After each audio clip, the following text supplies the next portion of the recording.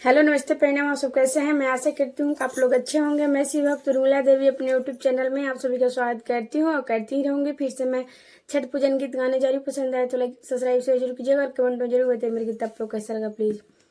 कहाँ से आवेला दौराता, कहाँ से कलश पावान हो, कहाँ से आवेला दौराता, कहाँ से कलश पावान हो।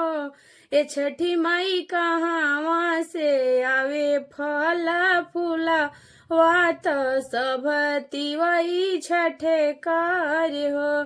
ए छठी माई कहाँ से आवे फल फूलावात सब तिवई छठे कार्य हो। ससरम से आवेला दाउरावात कोचा ससे कलश पावान हो।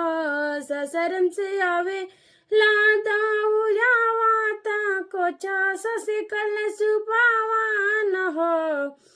तिवई बाग बगीचा से आवे फल फूलावात सब तिवई छठे कार्य हो।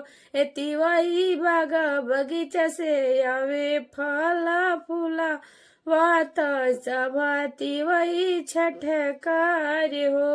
कहाँ से आवे नारी अरवात, कहाँ वस सारी फावान हो। छठी माई कहाँ वहाँ से आवे संतरवात सब तिवई छठे कार्य हो।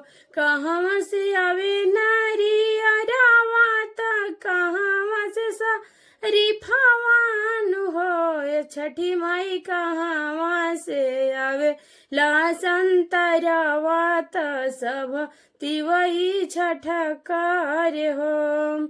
बड़ा हरि से आवे नारी अरवा दीनारा से सारी फावान हो।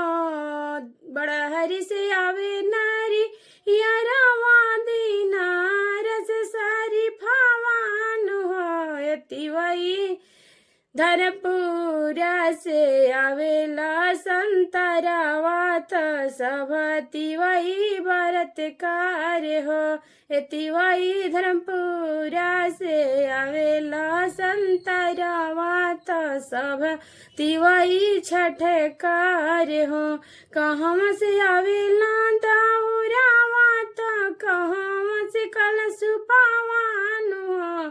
छठी माई कहाँ से आवे फल फूलावात सब तिवई छठे कार्य हो।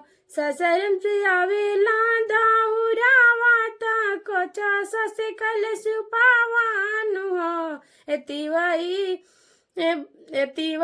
बाग बगीचा से आवे फल फूलावात सब तिवई छठे कार्य हो।